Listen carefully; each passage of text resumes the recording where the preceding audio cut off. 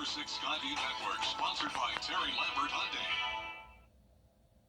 It's a typical summertime forecast this week with the heat, humidity, and also some chances of rain. All those details coming up. Now on News Channel 6 at 6, improving code enforcement in Augusta. Why some city leaders say a change in departments is needed. As your News at 6 starts now. Live from Television Park, this is WJBF News Channel 6 at 6. Good evening, everyone. I'm Jenny Montgomery. Thank you for joining us. Coverage you can count on begins with some Augusta leaders asking for more enforcement of city codes. Right now, code enforcement officers work in the Planning and Development Department, but now there's the call to change that. George Escala has the story. From blighted properties to overgrown lots to piles of rubble, city code violations are easy to spot. One of our number one complaints is things to do with code enforcement. Perfect example, morning drive Highway 25 and 3 trailers that's been sitting there for ever since I've been a commissioner. Guilfoyle raising the complaints about the trailers to the planning department more than 3 months ago and believes it's time for greater enforcement when it comes to violations of city code. We need somebody with a strong arm, that a constitutional officer that works all hours of the day. Some city leaders now holding discussions to beef up code enforcement by moving it out of the planning department and placing code enforcement under the marshal's office. When you look at kind of how code enforcement has worked, the fact that certified law enforcement officers in the marshal's department, they have the experience, the former people that used to be in code working in their department. I just think right now is the time to make this happen. Commissioner saying putting code enforcement under the marshal would allow planning to focus on its other duties. I think this helps them to focus more on planning and zoning, because at the end of the day, we have a lot of new business coming, and they don't have it's just taking longer to get business licenses and things of that nature. So I think it's a win for them too. When you keep doing the same things over and over and nothing changes, it becomes crazy. It will take commission approval for the change to happen, something supporters want to see the beginning of next year. In Augusta, George Escala, WJBF, News Channel 6. Time now for a first check of our weather. For that, we turn to meteorologist Jenna Petracci. Well, it's been a nice dry day. Of course, we had a lot of rain and thunderstorms over the weekend, but now things are completely different. As we take a look at Live Viper 6, we have a few spotty showers just to our southeast. We have a few sprinkles in Scrubbin and Allendale County, but overall, very dry. We picked up on 0.35 inches of rain at Augusta Busch Field, but that was well overnight, around 1 to 2 o'clock in the morning. Otherwise, it's been dry. High of 90 degrees today, so below average, but we had a low of 72, right around average. And of course, with the humidity, it is still feeling very hot outside. Our Terry Lambert Hyundai Skyview cam showing cumulus clouds, mix of sun and clouds overall, with temperatures in the low to mid 90s. 91 in Augusta, 95 in McCormick, Barnwell at 93, Millen at 92, in Sylvania only at 87, 90 in Edgefield and Waynesboro, and 91 in Washington. The heat index is still into the triple-digit range. We are seeing 102 in Bamberg, feeling like 106 in Allendale, 109 up in McCormick. There is a heat advisory in effect for our western counties, but no matter where you are, it is just as hot. They just have the lower criteria out there, and that lasts until 8 o'clock this evening. Satellite radar showing scattered showers and storms all across the southeast, and then, of course, there's Tropical Storm Beryl that is bringing a lot of impacts across Texas, Louisiana, and eventually up towards Arkansas and into the Midwest by the middle of this week. Staying dry tonight, other than a spotty shower here or there. Temperatures will be in the mid-80s and then 80 degrees by 9 o'clock. Showers and storms in the forecast this week, but not as much rain as what we had over the weekend, and our temperatures will be near average in the low to mid-90s. Coming up, I'll have a look at the full 10-day forecast, so stay with us. But back to you, Jenny. All right, Jenna, thanks. Columbia County leaders are responding to the flash flooding that happened over the weekend, especially in the Windmill Plantation neighborhood in Evans. Hannah Latier joins us live there with more. Hannah? Jenny, the county's engineering services director says they weren't prepared for the storm that quickly brought in heavy rain throughout the CSRA this past weekend, causing major flooding in areas along William Few Parkway and Windmill Parkway. There is also flooding on Ferry's Ferry Road and Southern Pines Drive that is now cleared. Flooding on the pass caused the county to close that road, and it has yet to reopen. Those who live in Windmill Plantation tell us the neighborhood is known to flood, blaming it on erosion from the development of the Whispering Pines neighborhood. Neighbors say it's been unclear between the county and the developers as to who's at fault when it comes to issues like this.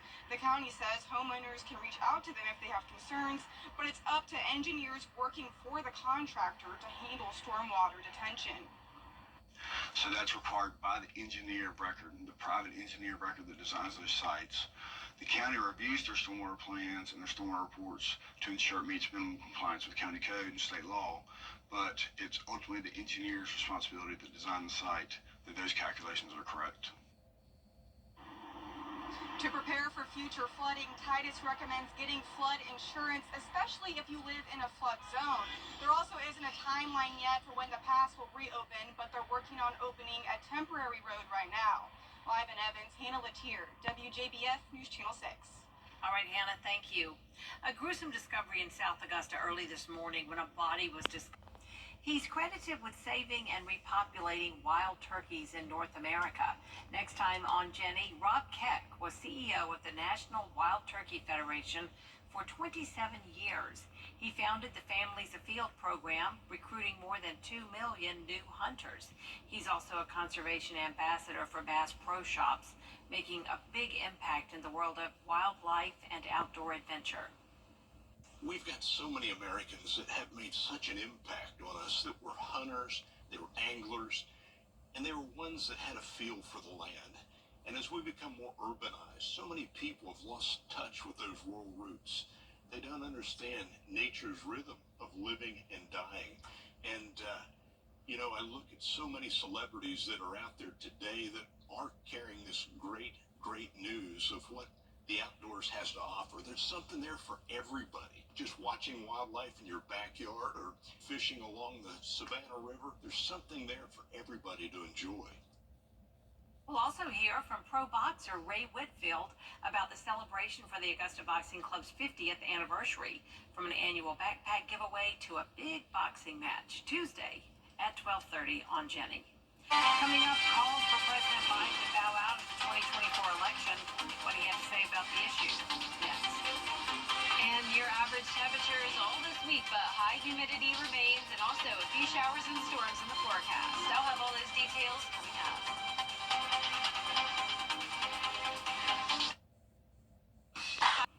With Jimmy, a much less busy day for you today than over the weekend. Yes, exactly. This weekend we had a ton of rain, and we also had some strong storms. Take a look at this awesome viewer photo sent in of a shelf cloud coming through Augusta. Coming up, I'll have a look at more storm damage photos and your forecast for the entire week ahead. Stay with us. The CSRA's favorite news app is now even better with easier access to local news, weather, and streaming video. Download the News Channel 6 mobile app. Now, your most accurate forecast with WJBF Live Viper 6. Welcome back. Here's a look at more storm damage photos from the severe storm with 60-mile-per-hour wind gusts and small hail that came through Richmond County last night. We have a pretty large tree down here in the Pepper Ridge community. We also have the hail spotted in Richmond County. And check this out. This is a trampoline tangled in power lines, and that was off of Tobacco Road. So some pretty significant damage on top of all the flooding we had yesterday and on Saturday. Rainfall totals anywhere from just around half an inch to up to 7 to 8 inches of rain. Anywhere we see the pink color here, that is where we had the most rainfall. So that would be Burke County, Columbia County, and Saluda County. But notice our western counties not picking up nearly as much rain. Some places only around half an inch. But here's a place that got a lot of rain today. That is Texas. We had Tropical Storm Beryl, which was a hurricane earlier this morning, slam into the Texas coastline and then impact Houston all across the metro with a lot of flooding, a lot of power outages over there. And here's Tropical Storm Beryl now, 45-mile-per-hour winds, and the right side of the storm is always the strongest, and that's where we have the tornado warnings and even some confirmed tornado warnings happening now as of 5 o'clock. The latest advisory showing Tropical Storm Beryl turn into a tropical depression, continuing to weaken tonight, and it continues all the way up towards Canada eventually as a remnant low. So no impacts for us from Beryl. We'll just have scattered showers and storms throughout the week. Right now it is dry though, all of the rain all around us staying out of the area. Here's our Terry Lambert Hyundai Skyview cam over at Doctors Hospital. Puffy cumulus clouds sitting at 91 but feeling like 102 degrees. We're seeing low to mid 90s and even some upper 80s, 87 now down in Sylvania with the heat index into that triple digit range still, 102 in Aiken and Burke County as well. Tomorrow morning starting out dry, mostly cloudy, 74, and then climbing into those low 90s with the chance of showers and storms in the afternoon. Heat index back to around 108 tomorrow, 105 for Wednesday. So the heat and humidity is on this week, along with the on and off rain and storms. Tonight at 8 o'clock, possibly a few showers and storms here and there, but for the most part, keeping things dry, and we will stay dry as we go into our Tuesday morning. Then by the afternoon, we'll have some isolated showers here and there, but I'm not expecting any severe weather and no major flooding concerns like what we had over the weekend. As we go into Tuesday night, more widespread rain down towards the south, and then by Wednesday morning, we'll have a few more showers around as well. And this is all due to this cold front passage. This will keep a lot of southerly flow and moisture coming in ahead of it, and then once the cold front passage, we'll have drier air coming in with northerly winds. So lower rain chances by Thursday, but then the front does stall out, keeping rain chances around Friday through the weekend. Our lows tonight will be in the mid-70s, and our highs tomorrow will be near average, 94 in Augusta. Your 10-day forecast showing us staying around 92 to 94 degrees all week long. Lows will be in the low 70s, 30 to 40% chance of rain each day. And next week, we heat up even more, 96 to 97. Now, congratulations to today's umbrella winner. That is Carolyn Brown from Augusta, Georgia. You can pick up your umbrella here at the station and sign up to win yours on WJBF.com. Still ahead, the U.S. Olympic team en route to Paris. We'll have a look at this year's women's golf team coming up in Paris. When bad traffic And heal. Love. You're mine. over the years, thousands of people have gotten their hands on one, and who knows, you could be next. Win your very own Good Morning Augusta coffee mug at WJBF.com/coffee club. Sponsored by Honda Cars of Aiken.